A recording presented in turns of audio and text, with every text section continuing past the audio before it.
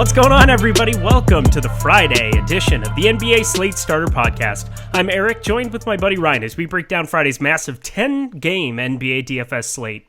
Alec Burks is apparently the best fantasy asset in the history of basketball, and I love him very much, so that was nice. Jordan Clarkson is apparently the opposite. Not a big fan at the moment. How's your night going, Rinpack? Yeah, there's a huge late night hammers in 3 games, all tipping off within 30 minutes of each other.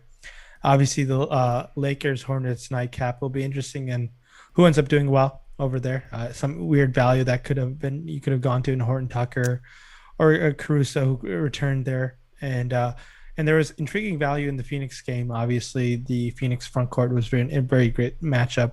Everyone was a great matchup versus Minnesota, so we shall see. And there's Dame Lillard. We can't go a night without regretting to roster Dame Lillard.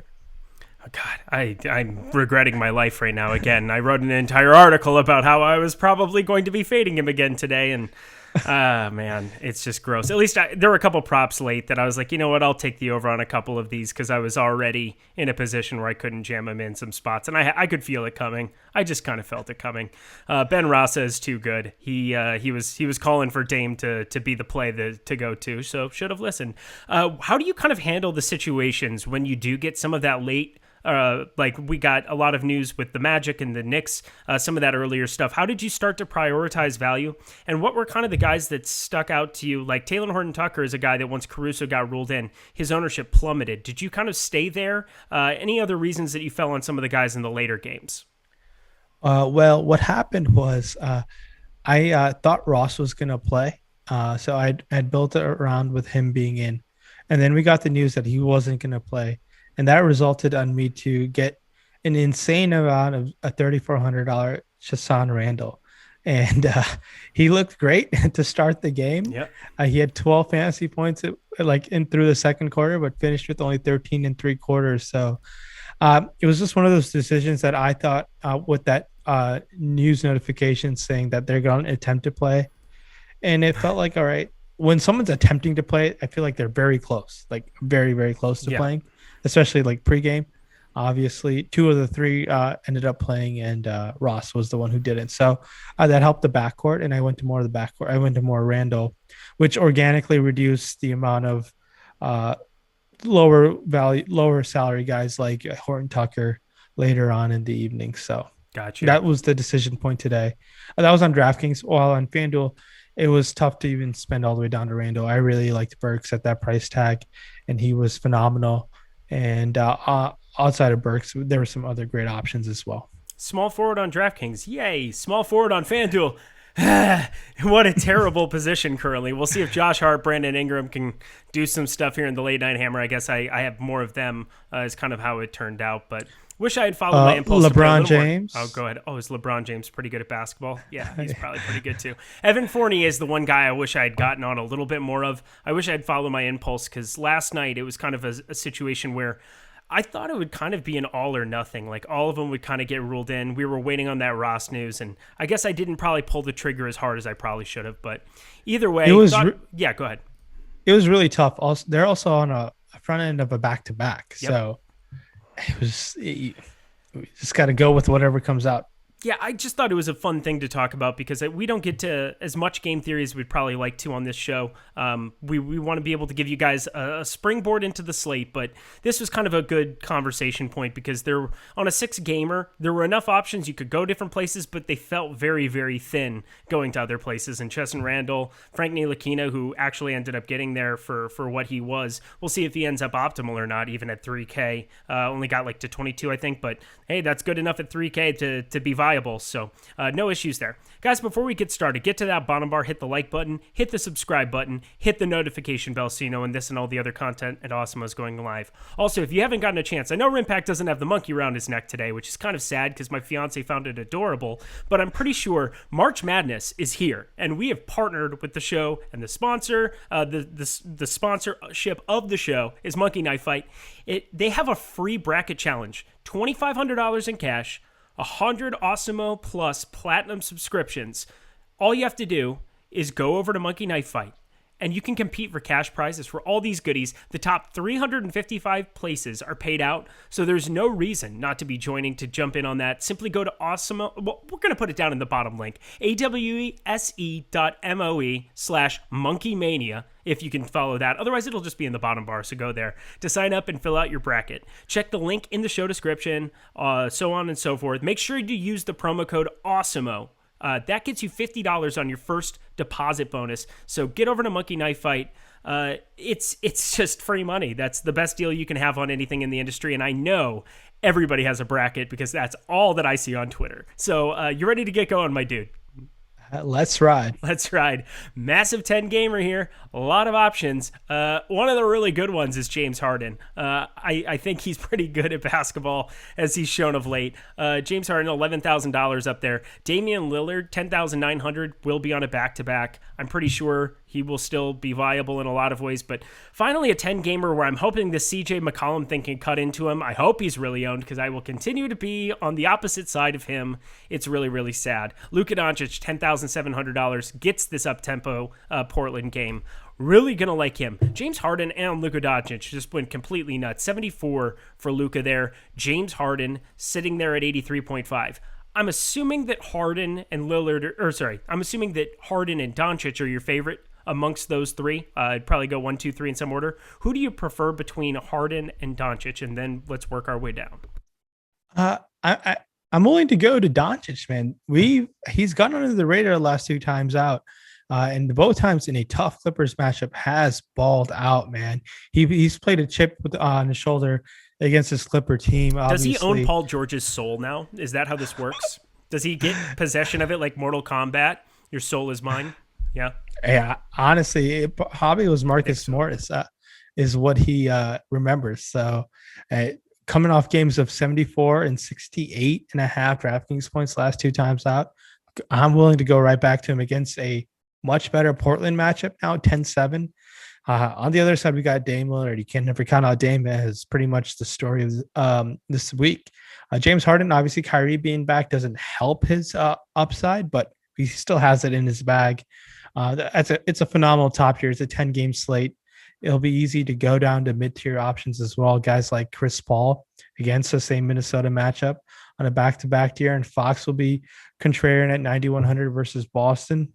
Jamal Murray in a great matchup versus Chicago should definitely get consideration. Spending all the way down to guys like Derek White, Satoransky's only 4,400. That they're all standout. And Darius Garland had a monster game last time out. So these are all great options over there on DraftKings. Over there on FanDuel, up top, we got Luka, Kyrie, and Lillard. Saving the 100 off of Luka, I don't blame you to go to Dame, but I still like Luka at 10-4. It's a pretty nice price tag for him over there. Kyrie at $9,100 deserves a mention as well.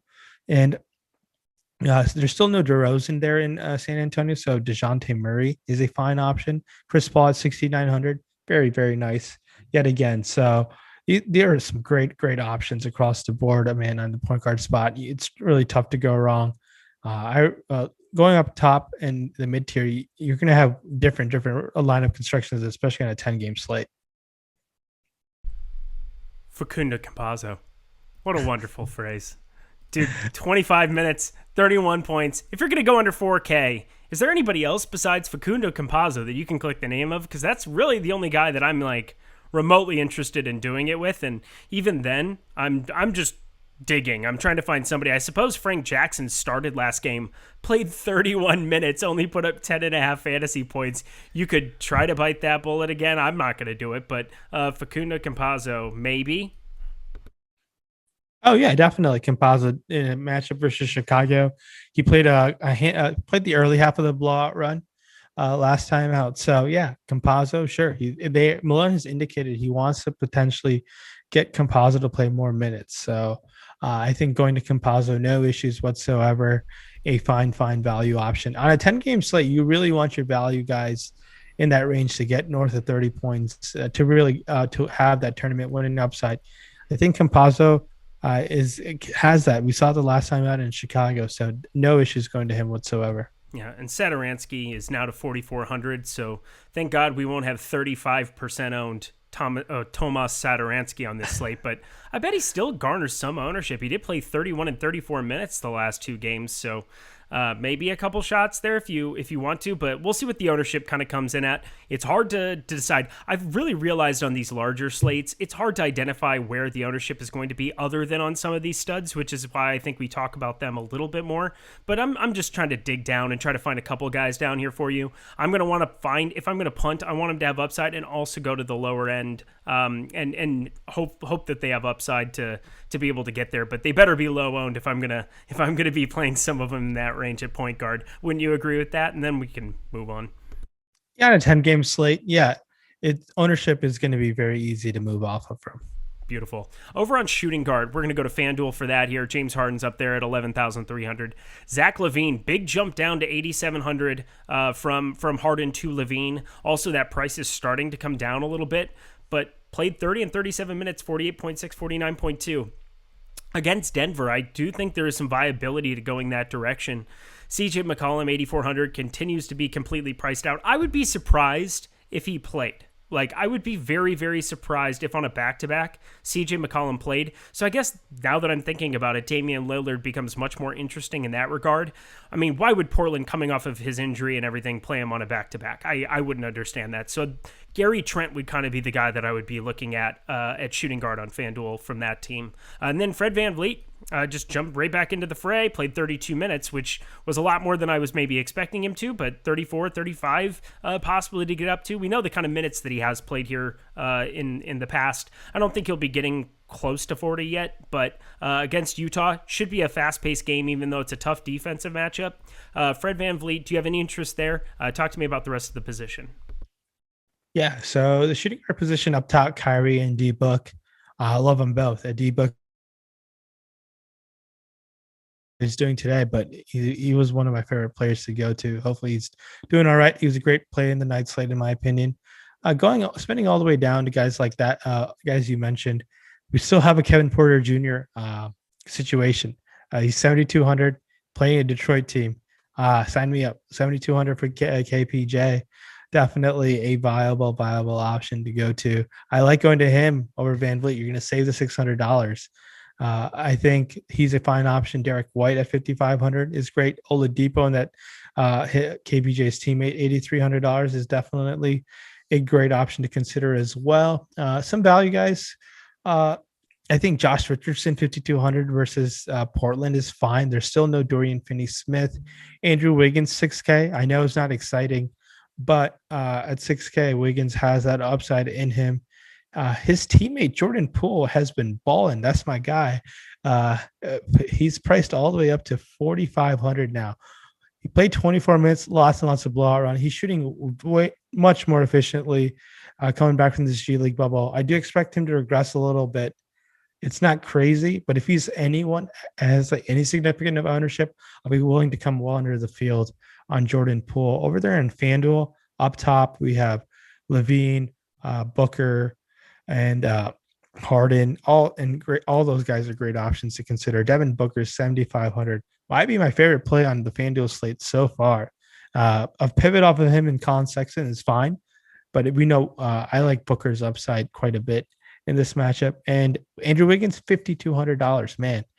Chris LeVert is 5,600. He's fine, but Andrew Wiggins, 5,200, and Tim Hardaway Jr., $4,200. Still no Dorian Finney-Smith. So, man, FanDuel's pricing is very, very soft like Charmin on this Friday. Why do you just throw that in there? Okay. Caught me off guard a tiny bit. That's fine.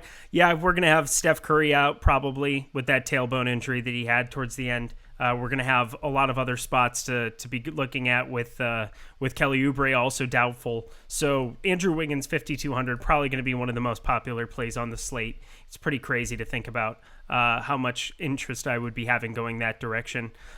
Going down here to the further end, like Josh Jackson, 4,800. Yeah, I could probably have a smattering of him. He didn't end up starting, which I think probably hurt some of his minutes there. He only played 23 last time out, but could definitely see having a little bit there. Anybody else? Just let me know.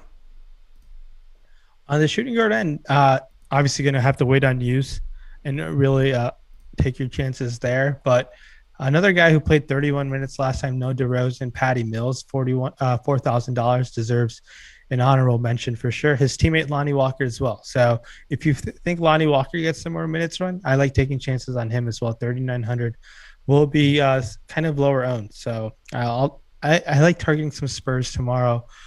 Still with no DeRozan, I do think they're kind of still underpriced. Beautiful. Top end small forward. Jimmy Butler sitting up there at 9,500.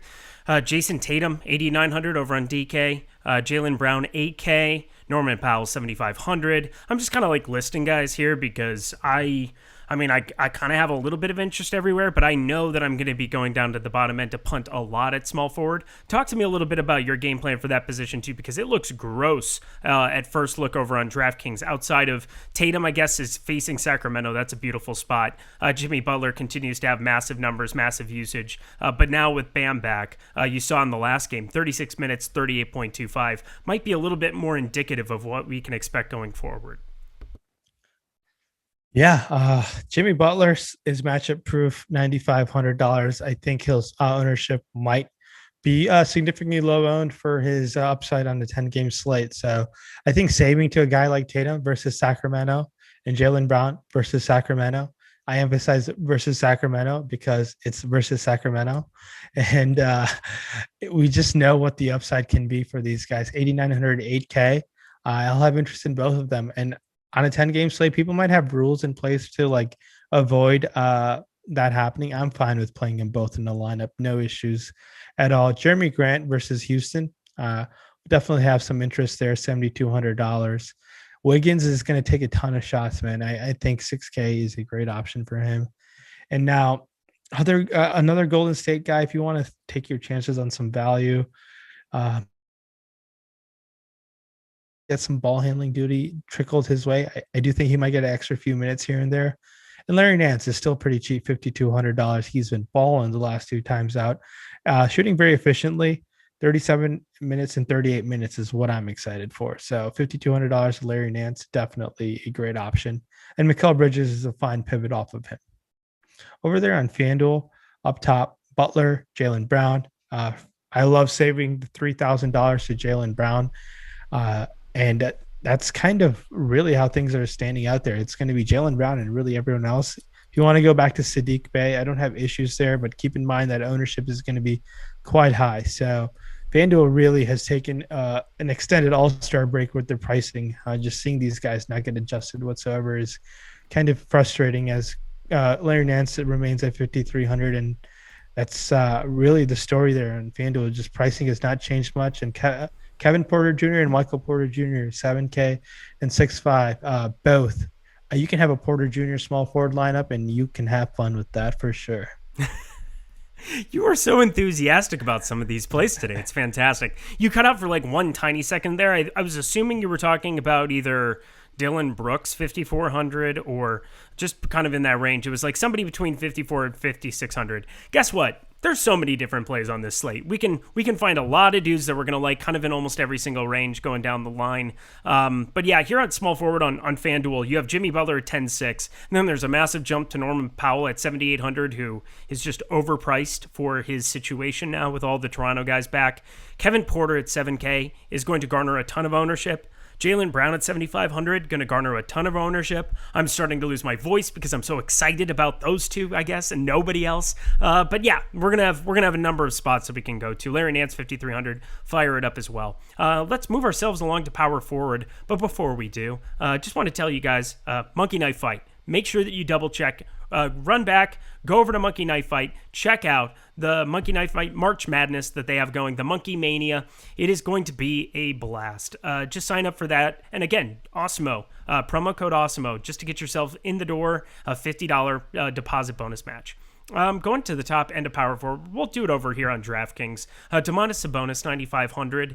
Jason Tatum, 8,900 over there. Porzingis, 7,900. This is kind of an interesting talking point. We've seen him kind of like drop, like plummet in terms of production as Luka Doncic has started to go up, which I find to be fascinating because I felt like they were kind of a pretty good tag team duo last year where, you know, you could be targeting Porzingis as like a leverage spot for what you would be looking at from Luka, or you could play them both together because they were just so helpful to one another. I'm not sure if it's the addition of Josh Richardson, because that doesn't really matter in my mind. DFS was out last game. I don't know. I'm just so curious why Porzingis is not playing better. This would be a great spot to possibly buy low on him at 7,900 compared to what his typical price is in a good Portland matchup. Talk to me about Porzingis, and then also I'll put Jeremy Grant, who I'm definitely a big fan of going back to as well. Jeremy Grant hasn't been playing for a while. Talk to me about the top end of power forward. Yeah, top end of power forward, Tatum, Sabonis. I like saving the money and going to Tatum over there on DK. Porzingis is a fine option. I don't have issues against this Portland matchup. Porzingis should eat if given the shot attempts. He could get there with rebounds. He got a double-double with rebounds last time. He went 5 of 14 from the field. One thing we just haven't been seeing from Porzingis is going to the line. He's just not an aggressive guy, not getting fouled much. Only one foul shot attempt last time out. So Porzingis has a serious upside in him, and we know that. And maybe the injuries lingering, the chemistry of the health and safety protocols the Mavs faced. I do expect this team to play better down this second half of the season. So I do expect him to get going. And 7,900 Porzingis is a fine option in my opinion. I will have some interest in him for sure. And spending all the way down to a guy like Daniel Tice, 4,400 versus Sacramento is okay. I think we can definitely consider that as an option. Draymond Green, 6,700. We'll see. I do think he doesn't benefit him that Steph's not there because he gets a ton of those screen assists and like phenomenal facilitator in the offense. Maybe he does a lot more ball handling duties maybe against this Memphis team. So he's an option to definitely consider at 6,700, but Larry Nance also 5,200, man. He's going to be one of the highest owned players on the slate, in my opinion. So on a 10-game slate, pivoting guys around him make a ton of sense, but our guys around him is like Keldon Johnson. Man, that guy has been the king of the bus tool of late. So I have not been on him once, so that makes me happy. I keep rostering him if you would like to. It's been quite the descent for poor Keldon Johnson. I think he's a good basketball player, but you could just see something was up, whether it was him getting benched there for a hot second or Rudy Gay coming back here now. Like, there's just been a lot of signs towards not playing Keldon Johnson. Yeah, one thing that is going from his minutes, and I'll take 31 minutes against Cleveland. So I know his ownership might be low, but as a pivot in tournaments makes a ton of sense. But Larry Nance is a kind of awesome cash option for tomorrow, in my opinion. So no issues to go to him. Over there on FanDuel, Tatum, Adebayo, Sabonis, Porzingis lead the way there. We get the roster too. All of those guys are going to be strongly in play. Tatum and Porzingis at their prices definitely stand out to me. Jeremy Grant, 7K, very, very nice price tag for him. I think he can have a huge upside versus Houston, just like everyone has been of late. So people are going to spend down, and people are going to go to Nicholas Claxton, guys like Dario Saric, Maxi Kleba, Jay Crowder. Those are all great options. Daniel Tice, 4,200. Man, FanDuel is in pure March Madness mode, and they put NBA salaries aside. Yeah, man, it's really bad. I'm not gonna lie. Like Daniel Tice, 4,200. Is he too expensive for FanDuel? Like that's kind of the situation we're looking at. Like everybody's at a discount. I am curious about your Daniel Tice take. Obviously, we want to target Sacramento constantly. I find it very, very interesting looking at his box score, considering same amount of minutes, 26 in both games, but one he puts up 39.75 against Utah, against Cleveland 11.5. It was absolutely Robert Williams day. I don't really know how to pick or choose between the two of them on any given slate, but I do know Daniel Tice is literally 4,400 on DraftKings, 4,200 on FanDuel. What's your interest level there? And obviously the range of outcomes we've learned the last two games is wide. Yeah, they're going to be wide, but hopefully it'll be interesting to see if they're going to roll out that double center lineup. Obviously, no Marvin Bagley there. It's just Rashawn Holmes and a combination of Nemanja Bjelica and Hassan Whiteside. Rashawn Holmes, Hassan Whiteside. Yeah, all those dudes. Yeah, you got it. Guys. Yeah, I think you knew who was the center of Sacramento. You were pulling out dudes like from 15 years ago and their top shot recommendations, and like you know all the things. No, I was just trying to think like will there be a need of rolling out a Tice and Williams front court? And I don't think as much tomorrow. So Yeah, hot hand maybe it's approach. maybe it's So maybe it's a tough thing to have both guys to play north of 30 minutes by any means. At first look at things, but it's the price, the matchup, things, those two things stand out so much. It's going to be tough to, at least not to be with the field, in my opinion. I think as much as I love Time Lord, I love going to Robert Williams, but I expect there to actually be ownership there still. So probably I'm going to just roll with a lot of Daniel Tyson. But I don't know. The fields have gotten sharper. It is a better price, and he's coming off a dud. I like going to guys in that situation once they burn people. He looked great the one game. Nobody was on him. Then he looked awful. Everybody was on him. Now get on him again when nobody's on him. Let's go to the top end of center and wrap this puppy up. Nikola Jokic, 11K, sitting on the top end on FanDuel. Nikola Vucevic on a back-to-back, but gets the Brooklyn front court. We like that. Karl Anthony Towns, 9,600 in this same Phoenix matchup. I don't think he was setting the world on fire at the moment. I'm not sure. Don't quote me on that. And then Rudy Gobert, 8,500. Rudy was somebody that I ended up rostering a little bit more maybe than I should have against Washington. I know Derek Favors, again, he hasn't been playing well by any means, but Derek Favors is traditionally a guy that they're still giving those 16 minutes to. So it's hard for Rudy Gobert to spike a 35-minute upside at any spot. But against Toronto, I'd be willing to find out. What do you think about him and everybody else at the top end of center? Question for you. How many points did Jokic put up versus Chicago when he played him on March 1st?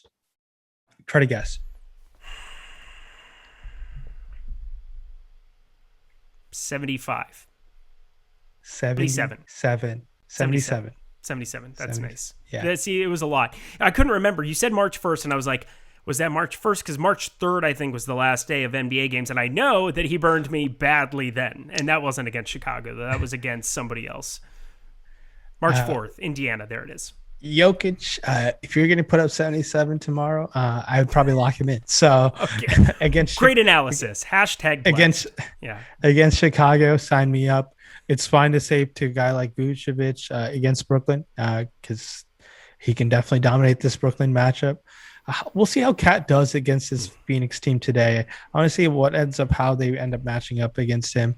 I mean, Cat's Cat. He has a monster upside, and he's, I think, doing just fine. I believe he has mid 40s points through 26 minutes of play. So I think he's a great option.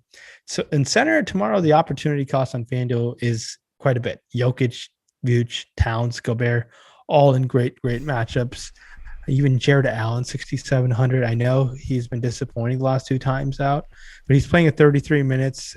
He just needs to get a ton of putbacks, blocks, rebounds, and he can pay off that price tag. I think he'll be quite low owned.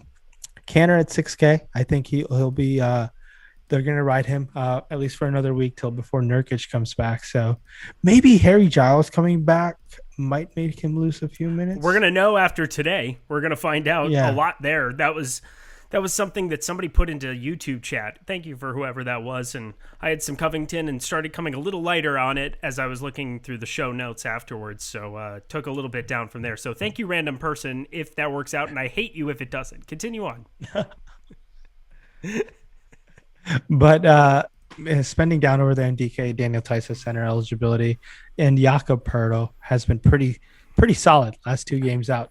One of my highest owned best ball centers. So he is you and Greg Ehrenberg are sick people. He basically just stole your rankings, or did you steal his? What happened? Who stole what? No, Greg Ehrenberg guided me in the right direction. So he deserves a lot. He is the leader of the Jakob Poeltl fan club, I'm pretty sure. Yeah, Jakob Poeltl, one of these guys who when he was at Toronto, I was like, this guy is going to be a good player. Agreed. It's just neat. He was very raw, and he's coming into his form and playing well on both ends of the court now. I always felt like he could be a above average defender, but he's holding his own on both ends of the court pretty effectively. Part of the reason I was so high on him there too is that it was part of the trade that it had to happen for DeMar DeRozan to get to San Antonio. Pop wanted Jakob Poeltl, and Poeltl showed upside in Toronto in brief stints. And I think we've seen the track record that Pop has with a one Tim Duncan, who was a pretty good center once upon a time, I would say. He was all right. So if Pop wants you at that position, he's gonna go get you. Lamarcus Aldridge, he kind of quit on, but Lamarcus Aldridge was also on the way out knees wise, I think, when he came from Portland. That's just kind of a bummer that kind of didn't work out the way that it should have. They were close. They were one Zaza Pachulia foul away from really giving that Warriors team a run for their money. I had a massive Spurs futures ticket that went away on one play when, I mean, they were up 25-30 in that game or something, and Zaza came in and ruined my I've never been that tilted in my life. Thanks for bringing up one of the worst sports betting memories of my life. I enjoy this. And the series before that is when Monty Ginobili hits a buzzer beater, I want to say in game 5, and Tony Parker ends up kind of having the career-ending injury in the following game where he tears his quadriceps tendon. And everyone thought Houston's going to win the rest of the series, and James Harden is a no-show in that final game at Houston, and they'll go on to win that series. And that's when the injury happens to Kawhi. So it's crazy, and that changes the NBA. That injury also, like, it's similar to the Klay Thompson Game 6 injury because Kawhi goes to Toronto, and instead of Toronto winning the championship, it could have been Philly. It could have been Giannis. It'd been really, really interesting. It could have been the Golden State Warriors again. So it's really kind of funny how NBA history just changes itself just based off that. You take a sip of that water. I'll just stall for time. Rinpack, any other final words for the people as we round out the show? Monkey Mania, go blue, and play that Monkey Mania because you could win a year of Awesemo Plus. But enjoy March Madness and play some NBA throughout the weekend. Check out the college basketball product, but go blue, and we will catch you Sunday night. That's all we got. Another week in the books, my guy. Thank you so much. We'll see you on Monday.